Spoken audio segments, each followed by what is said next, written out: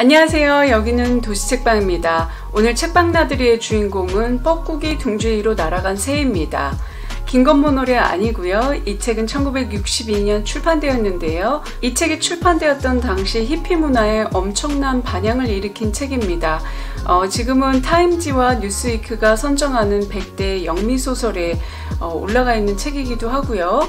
그래서 연극과 영화로도 제작이 되었는데요. 영화는 1976년 제48회 아카데미 시상식에서 작품상, 나무주연상, 여우주연상, 감독상, 각색상을 수상했습니다. 이 영화가 워낙 유명하다 보니까 미음사에서도 번역한 이 책의 표지를 영화의 한 장면으로 장식했는데요. 여기 보시면 잭 니콜슨, 이 영화의 한 장면이 보이시나요? 뒤에 이제 철망이 있고 여기 이제 키가 작은 이 환자가 있고 맥 머피라는 남자 주인공을 맡았는데요. 영화에서는 이 사람이 주인공이지만 소설에서는 인디안과 백인의 혼혈인 브램든이 주인공입니다. 이렇게 영화에서는 원작과 달리 주인공이 바뀌었는데요. 이런 이유로 이 원작가인 켄 키지는 영화 제작 2주 만에 영화 촬영 장소에서 뛰쳐나가서 영화를 보지 않았다는 그런 말도 있습니다. 책과 영화는 분량면에서 차이가 나기 때문에 어쩔 수 없이 각색이 들어가는데요. 저는 책과 영화를 다 봤습니다. 이 책에서 영화로 변할 때 아쉬웠던 점이라고는 저는 그다지 많이 느끼지 않았는데요. 잭 니콜슨과 루이스 플래처의 그 연기와 심리 묘사, 그런 팽팽한 관계가 너무나 잘 묘사돼서 정말 저는 오히려 책보다 훨씬 더 긴장하고 영화를 봤던 것 같습니다. 이 책의 수간호사로 등장하는 레치드는 미국 영화 역사상 악녀로 올라가 있다고 하는데요. 이 등장인물을 프리퀄로 해서 넷플릭스에서 레치드라는 드라마를 만들었습니다. 총 8회로 된 이 드라마도 저는 다 봤는데요. 주제의식이 가장 잘 나타난 건 당연히 소설 원작이고요. 영화도 굉장히 좋았지만 레치드 드라마는 뻐꾸기 둥지에서 날아간 새를 어떤 프리퀄로 썼다고는 하지만 약간 이것과는 조금 정서가 다릅니다. 드라마 레치드는 비위가 약한 사람은 보기가 좀 어려운 작품이기도 합니다. 비위가 상하는 여러 장면이나 어떤 내용들을 드라마의 미장센과 색감으로 오묘하게 감춰놨는데요. 기분은 나쁜데 보는 눈은 즐겁고 이쁘단 말이에요. 그래서 이 드라마 레치드는 굉장히 호불호가 갈리는 작품입니다. 뻐꾸기 둥지로 날아간 새는 작가가 대학교 시절에 한 병원에서 자원봉사를 하면서 얻은 경험을 바탕으로 썼다고 하는데요. 그럼 그 줄거리가 어떻게 되는지 지금부터 살펴보겠습니다. 소설은 빗자루 추장이라고 불리는 브롬든, 나의 이야기로 펼쳐집니다. 브롬든은 정신병동 콤바인의 가장 오래된 환자입니다. 모두는 그를 말도 못하고 듣지도 못하는 사람으로 생각합니다. 그래서 그는 어떤 누구의 의심도 없이 병동의 거의 모든 정보를 꿰고 있습니다. 그는 하루 종일 대걸레로 병동 곳곳을 밀고 다니는데요. 이 병동은 수간호사 레치드의 관리와 통제로 돌아가고 있습니다. 그녀가 만든 시간표와 규율대로 정확하게 기계처럼 돌아가죠. 레치드는 이런 통제된 사회를 아주 이상적으로 마음에 들고 자랑스러워합니다. 레치드는 유리창 뒤에 자신의 자리에서 은밀하고 교묘하게 모든 것을 조정합니다. 병동의 담당 의사도 레치드를 어떻게 할 수 없었죠. 병원에서 레치드의 입지는 절대적이었습니다. 그녀가 통제하는 방식은 시간표와 규율, 그리고 전기충격요법과 뇌수술이었는데요.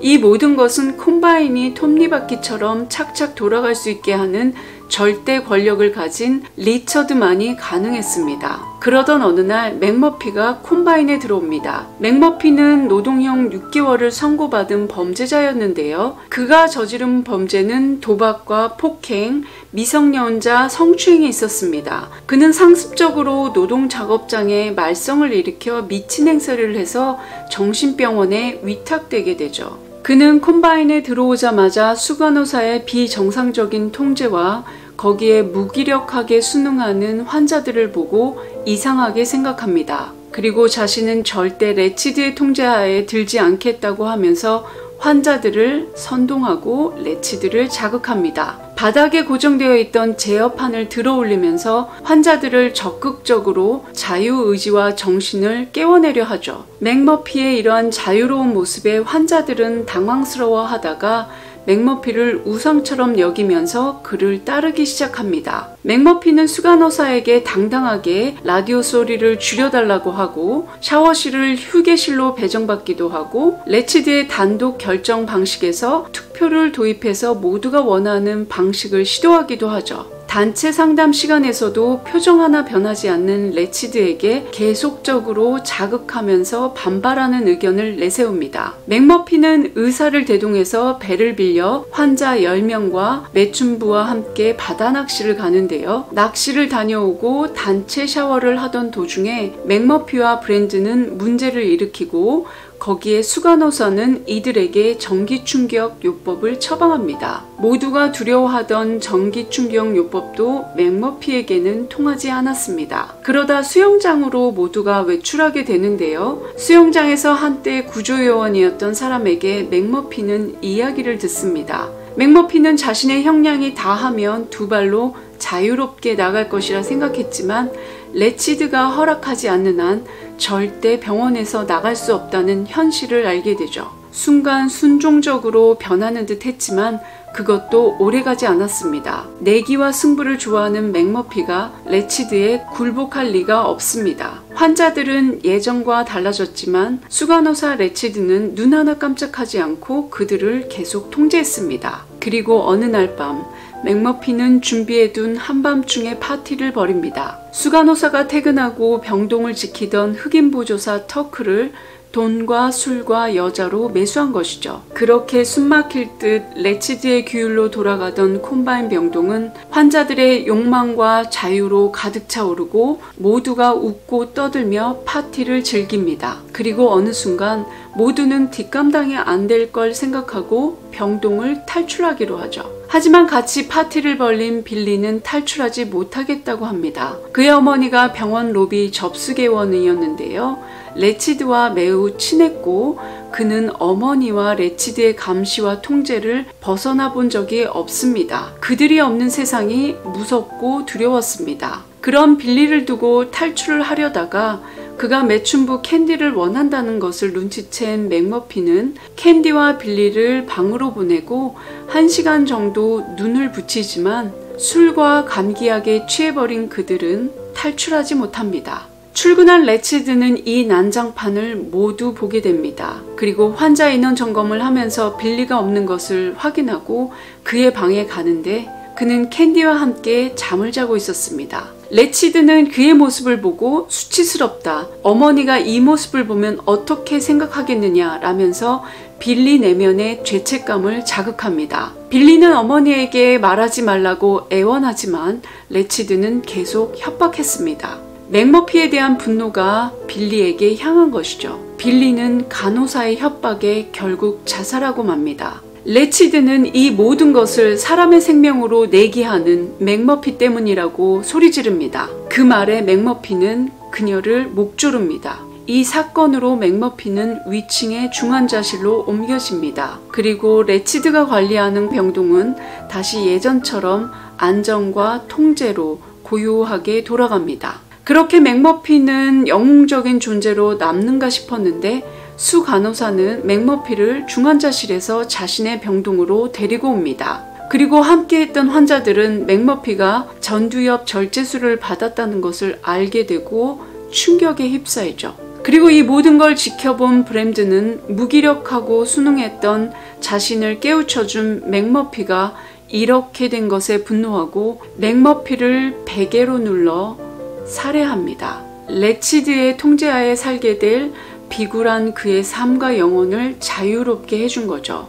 그리고 소설 초반에 맥머피가 들어올리려 했던 제어판을 들어올려 창문을 깨어버립니다. 브램드는 그렇게 콤바인을 탈출해 캐나다로 향합니다.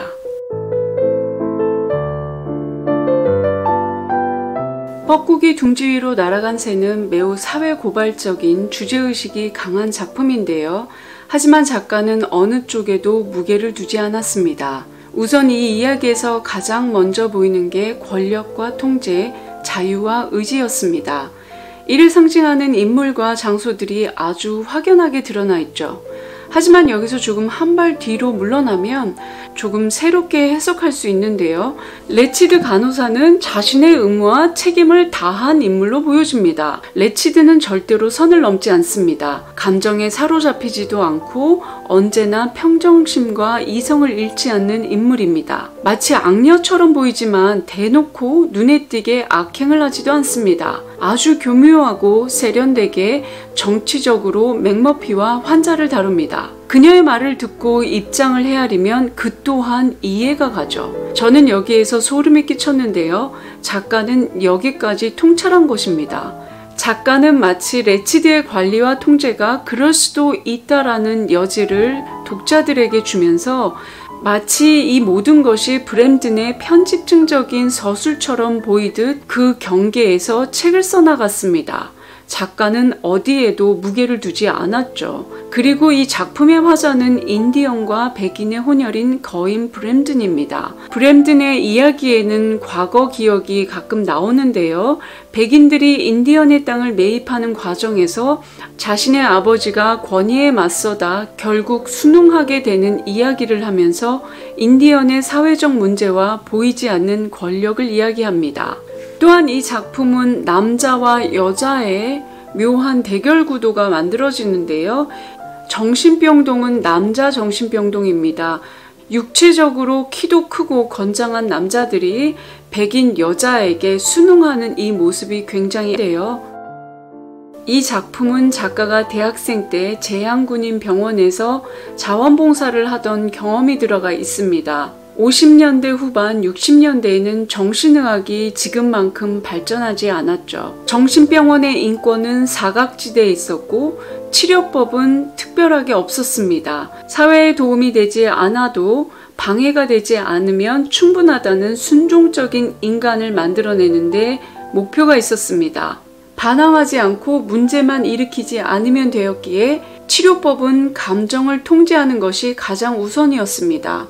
이 소설에 등장하는 전두엽 절제술은 지금은 금지되어 있는데요.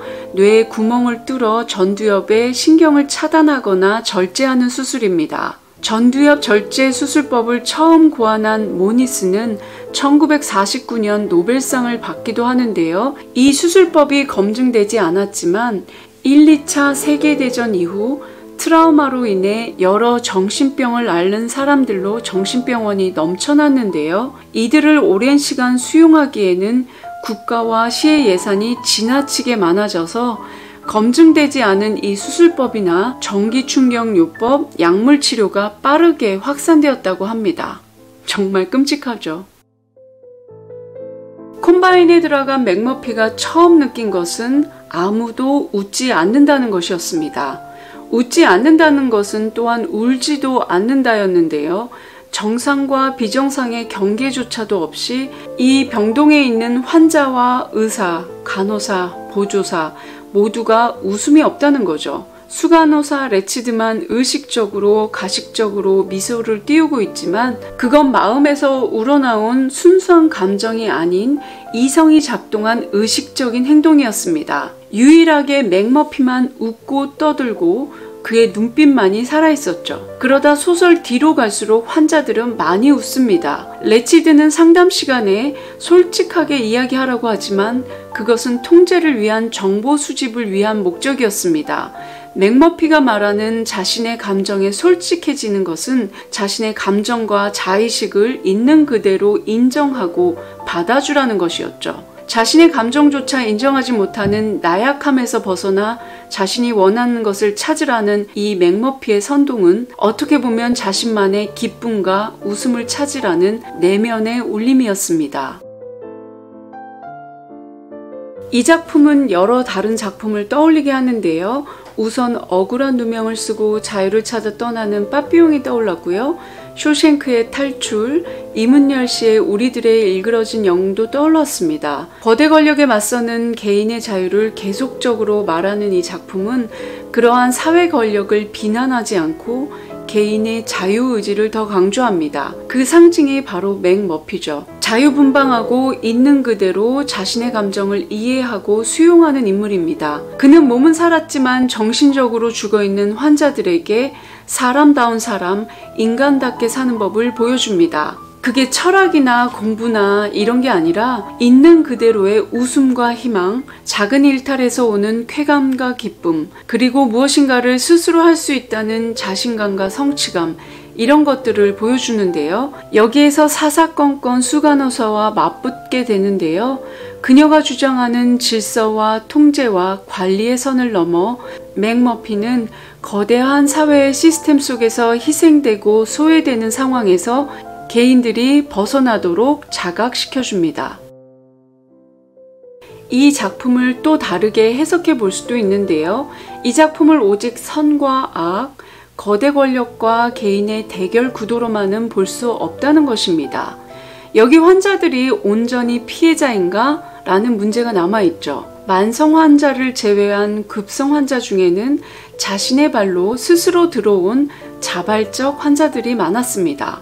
맥머피와 같은 위탁 환자가 아니었습니다. 수간호사 레치드의 퇴원 허락이 없어도 나갈 수 있는 환자들입니다. 이들은 외부의 통제와 규율이 없으면 살아갈 수 없는 인간군입니다. 스스로 규율과 권력의 명령을 찾아 복종하는 인간들이죠. 히딩이라는 자발적 환자는 너무나도 똑똑하고 논리적이고 객관적으로 중립적으로 올바른 판단을 할 수 있는 사람이었습니다. 그리고 맥머피에 대해서도 조금 다르게 생각할 수 있는데요.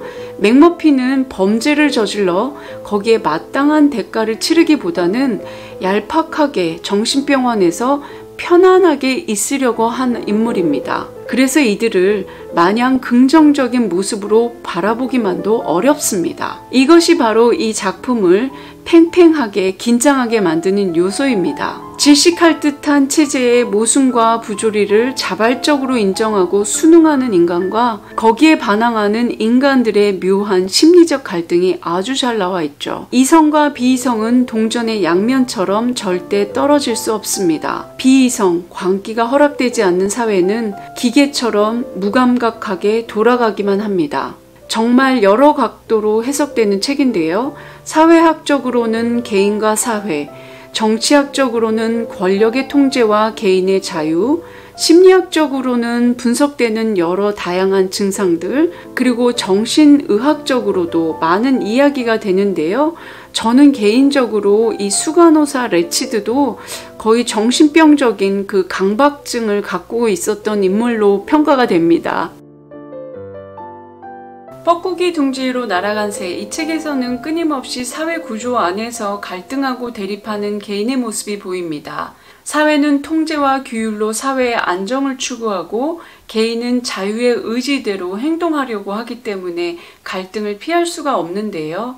아주 학생 꼬맹이였을 때는 사회가 원하는 대로 사는 게 옳다고 생각을 했었습니다. 부모님이 원하는 대로, 학교가 원하는 대로 그렇게 말 잘 듣는 학생이 최고인 걸로 여겨졌지만 어른이 되고 자의식이 생기면서 과연 그렇게 산다면 나라는 사람은 무엇인가? 라는 질문을 굉장히 많이 했습니다. 사회가 원하는 인간이 될 것인가? 나의 의지대로 마음대로 살 것인가? 이 두 가지 질문은 사실 제가 20대부터 지금까지 계속하는 질문이기도 합니다. 이 두 가지 질문에는 사실 답은 없습니다. 그래서 제가 잠정적으로 내린 결론은 최소한 내가 무엇을 좋아하는지는 알아야겠다 이것입니다. 사실 저는 어렸을 때 제가 무엇을 좋아하는지도 몰랐고 뭘 해야 될지도 몰랐기 때문에 부모님의 말씀, 학교가 원하는 거, 그리고 사회가 요구하는 것을 따랐던 것 같습니다. 그게 마치 제가 원하는 것처럼 느껴졌던 거죠. 지금은 제가 원하는 것을 찾았고 그 원하는 것을 얻기 위해 사회가 허용한 규율과 통제와 그 프레임 안에서 협력과 협상과 때로는 경쟁을 통해 가지고 그 얻어내는 방법을 알게 되었고 몇 개를 얻어내기도 하고 몇 개를 실패하기도 하고 이러면서 제 삶의 의미와 가치를 찾아 나가는 거, 그게 사는 거 아닐까요? 이렇게 조금 소극적으로 소심하게 이야기해 보는데요. 이 작품에 나오는 그 정신병동에 있는 환자들은 이 정신병동에서 요구하는 모든 규율과 통제를 허용하고 그리고 그걸 지켜나갑니다. 그 대신에 그들은 안정과 최소한의 자유를 얻기를 원하죠.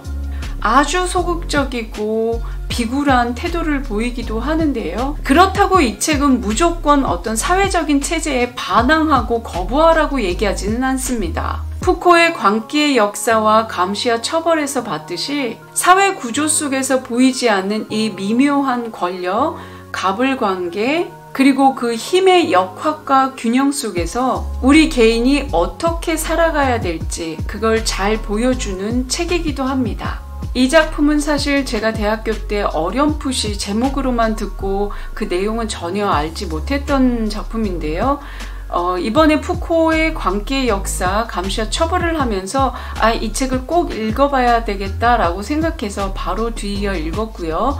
한 번 읽기에는 너무 아쉬운 작품이라서 저는 다시 한번 읽을 예정입니다. 영화도 한 번 봤는데 좀 여러 번 보면서 좀 더 적극적인 분석을 하고 싶은 생각이 들 정도고요.